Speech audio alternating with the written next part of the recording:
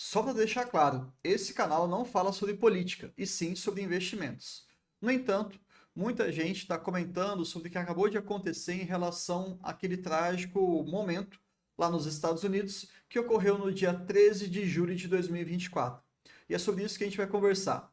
A gente acredita muito que a nossa filosofia de investimento, nossa estratégia, melhor dizendo, ela é muito resiliente, já foi provada por mais de meio século e tem algumas premissas básicas. Uma delas é, sem dúvida nenhuma, ficar muito atento a como que a gente deve reagir a todo e qualquer acontecimento político, seja econômico, seja social, político ou até mesmo sanitário, de saúde. E é basicamente sobre isso que a gente vai conversar no vídeo de hoje. Vamos começar então?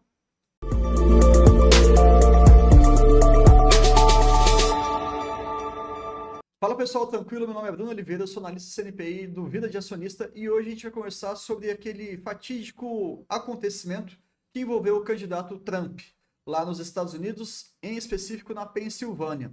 Mas fica tranquilo que a gente não vai ficar fazendo nenhum sensacionalismo aqui. A ideia é que você saia desse vídeo com os dois pés no chão para que você continue focado naquele seu objetivo de longo prazo. Combinado? A gente nem precisa colocar o play nesse vídeo aqui para entender sobre o fato em si, mas por uma questão de algoritmo do YouTube, eu vou evitar algumas palavras-chave para que o nosso alcance não seja prejudicado.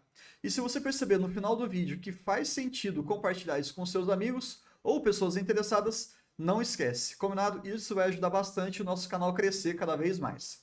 Mas de fato, aconteceu, né? Independentemente de quem esteja envolvido ou não nesse ato em si, mas a gente sempre quer pensar e distribuir boas notícias, alguns acontecimentos positivos. E nem sempre isso dá tanto ibope. E as redes sociais, as grandes mídias, acabam focando muito em fatos negativos. De todo modo, vamos pensar o seguinte: será que o que aconteceu no dia 13 de julho realmente é relevante para a sua postura enquanto investidor? E isso imediatamente me fez lembrar de um livro, eu espero que vocês conheçam, que é esse aqui, O Rei dos Dividendos, escrito pelo Luiz Barsi Filho. É muito bacana, a gente fala bastante aqui no nosso canal, mas me lembrou exatamente o acontecimento em relação ao capítulo 16, O Investidor Inoxidável. Inoxidável nesse sentido, obviamente, ele é metafórico, mas passa a ideia de que sobrevive a várias alterações que ocorrem ao longo do tempo, sejam positivas ou negativas, e aqui em específico a questão de crises, ruídos e às vezes até alguns sinais. Vamos fazer aqui vamos fazer uma breve leitura aqui de um trecho bem pequenininho, mas se você ainda não comprou esse livro, a gente vai deixar o link aqui na descrição para que vocês possam aproveitar a obra inteira, que é sem dúvida nenhuma muito bem escrita. Mas vamos lá então, capítulo 16. Aqui ele começa falando sobre, né, uma breve frase: as crises me encontraram pronto para comprar. Então, isso aqui já é interessante, né, que a gente sempre tem que estar preparado para poder aproveitar alguma oportunidade. Mas, em específico, olha só, o mega investidor Warren Buffett disse certa vez que, sempre que possível, devemos manter nossa atenção nas empresas, deixando a política aos políticos. Muito atual esse trecho, né? Em uma das suas cartas aos investidores da holding que criou a Berkshire Hathaway, Buffett escreveu: continuaremos ignorando as previsões políticas e econômicas que são uma distração cara para muitos investidores e empresários. Tudo bem, gostei dessa citação, ela faz muito sentido, mas vamos um pouco mais além? Eu resolvi entrar então no site da Berkshire Hathaway, alguns de vocês não conhecem, né? E é curioso aqui falar que o Buffett ele não distribui dividendos aos seus acionistas, mas se você for olhar o portfólio, grande parte das empresas distribuem dividendos. É só uma pequena reflexão aqui. Mas, de todo modo, vamos olhar aqui no site, totalmente em inglês, né? Obviamente. Para quem não conhece, vale muito a pena, tem muito conteúdo e é extremamente simples, mas com muita bagagem para a gente poder aprender. Na hora que você vem aqui na parte das cartas, Warren Buffett's Letters to Berkshire Shareholders, então basicamente as cartas de Warren Buffett para os seus acionistas, de uma maneira bem geral, a gente vai entrar aqui no ano de 1994. Eu aposto que tem algumas pessoas que acompanham a gente aqui no canal que não eram nem vivas ainda neste ano. Mas de todo modo, a gente vai aqui em 1994 e olha que interessante. De fato, bem no início também, ele já coloca o mesmo trecho que o Barsi colocou no seu livro. E aqui eu não vou ficar lendo não em inglês, mas se você quiser depois pular um pouquinho a parte da dificuldade da língua, hoje em dia a gente tem muito recurso na internet. Então, botão direito aqui, traduzir seleção, e ele já traduz para você, tá? De uma forma mais literal, né? É claro que no livro do Barsi estava corretamente traduzido, mas aqui ele fala que as previsões políticas e econômicas são uma distração dispendiosa a muitos investidores e empresários.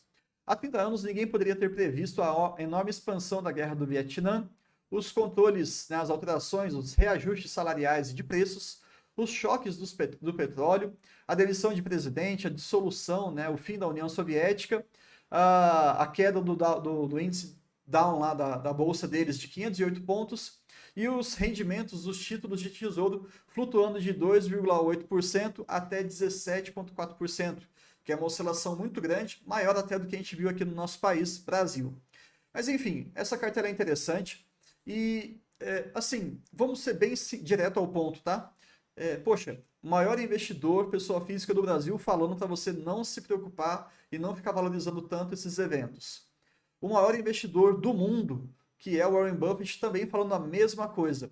Por que que você vai ficar tentando colocar o colete de analista de atentados, né? Por que que você, numa pandemia como 2020, você vai colocar o seu jaleco, o seu colete de virologista, né? Aquele entendedor sobre vírus? Ou por que que você vai ficar se preocupando com outras questões mais que acontecem ao longo da nossa vida, enquanto investidor, pensando que isso pode influenciar demais os seus investimentos? Eu não estou falando para você ignorar, tá? Isso é bem diferente. Mas eu estou falando para você não supervalorizar. Se acontecer alguma coisa, perfeito, você aproveita. Mas não fique contando, ou fique ansioso, roendo a sua unha, pensando nesse tipo de acontecimento. Ah, não, porque agora vai mudar completamente, o dólar vai disparar, e agora a Taurus, com esse movimento, vai poder aumentar muito os seus projetos de vendas nos Estados Unidos, isso vai fazer com que a ação suba. Para, sossega. Fica tranquilo, não viaja tanto. Você pode até eventualmente uma vez ou outra acertar, mas eu estou te dizendo que a probabilidade disso acontecer, ela tende a zero. Então, que tal a gente gastar nossa energia com coisas mais saudáveis? E aqui então entra a nossa reflexão do vídeo. Tem uma empresa que eu gosto muito, que vocês sabem, que ela se chama Klabin, né? Não tem jeito. E se você for nessa central aqui de resultados, né? Divulgações e resultados, central de resultados, tem aqui resultados em Excel. Em outros vídeos aqui do canal a gente faz muito estudo, então a gente ensina passo a passo. Se você quiser conhecer esse tipo de conteúdo mais denso, que te entregue ferramentas para que você tenha mais autonomia, até porque o nosso projeto, né, Vida de Acionista, ele não está proposto apenas a entregar o peixe. A gente quer também ensinar você a pescar de maneira definitiva. Então você pode entrar na nossa comunidade paga, ela é fechada e exclusiva, custa por volta de R$ 25, mas até então a aceitação das pessoas tem sido muito grande, então mostra que a gente está no caminho correto. De todo modo, feito esse pequeno jabá, eu peguei aqui esses dados em Excel e transformei em um gráfico, mostrando aqui a questão do EBITDA, né, que é a geração de caixa da Klabin, e é justamente da onde sai o nosso dividendo. E aí eu tenho aqui uma provocação para você. De 2010 até 2022, 2023, mais ou menos, vamos olhar como é que foi o crescimento desse EBITDA. Ou seja, a empresa ela está se tornando mais rentável, mais lucrativa, com um maior potencial de geração de caixa? Sim, o gráfico mostra que de 2010 até 2022, então a gente está falando de 13 anos, o crescimento foi ininterrupto. E olha só que curioso. 2016 nós tivemos o impeachment da Dilma. Cresceu o EBITDA. Em 2018 nós tivemos aquele atentado contra o Jair Bolsonaro, que também foi muito ruim, independentemente de quem seja. Eu não estou aqui, não sou fã de político não. E também nós tivemos a greve dos caminhoneiros. Olha só que 2017 para 2018 nós tivemos um crescimento muito grande. 2020 nós tivemos a pandemia, né, aquela crise sanitária muito grave, também foi superior a 2019. E eu vou passar por todos, tá? 2021, aquela invasão no Capitólio, lá nos Estados Unidos, que foi um marco histórico muito ruim também, e no entanto a empresa aqui apresentou também um crescimento muito forte. 2022, aquele conflito que ainda não teve nenhum fim entre a Ucrânia e a Rússia, também tivemos um crescimento do EBITDA. E em 2023, a invasão em Brasília, mas eu te garanto que certamente essa queda aqui, ela não está relacionada a esse evento de Brasília. Para quem acompanha o nosso canal já sabe disso, para quem acompanha o nosso grupo do WhatsApp também, a gente faz alguns estudos muito bacanas para explicar todo esse comportamento, mas não teve nenhuma relação com a invasão de Brasília. Qual que é a ideia aqui desse nosso pequeno retrospectivo? Isso daqui é uma empresa inoxidável. Se você quer se tornar um investidor inoxidável, espera-se que você tenha empresas inoxidáveis, assim como a gente deu o nome ali naquele capítulo do livro do Barsi. É esse tipo de coisa que chama a minha atenção. O ano ele vai passar, muita coisa boa vai acontecer, muita coisa ruim vai acontecer. Mas se você estiver sendo parceiro de bons projetos, de bons negócios, na hora que você faz a análise histórica dessa empresa em específico, você não enxerga praticamente nenhum reflexo dessas notícias que aparecem na televisão. Então, percebeu que é completamente irrelevante você ficar gastando muita energia em cima dessas notícias? Era isso. E para fechar com chave de ouro, porque vocês sabem que a gente sempre gosta de trazer um pouquinho mais, aqui é uma das frases que a gente mais fala no Vida de Acionista. A gente cunhou essa expressão matemática super simples, CI igual a CP mais TF. Basicamente é o quê? O custo do investimento, o custo psicológico e o custo financeiro. Se você, que está me assistindo agora, colocar 10 mil reais numa empresa, vamos pegar aqui outra que eu gosto também, Banco do Brasil. Você, no dia de hoje, colocou 10 mil reais no Banco do Brasil e eu fiz exatamente no mesmo segundo que você o mesmo aporte. Então, financeiramente, CF, nós estamos com o mesmo custo financeiro. Mas isso significa que nós estamos fazendo o mesmo investimento? De jeito nenhum. E muita gente acha que sim. Muita gente responde que sim.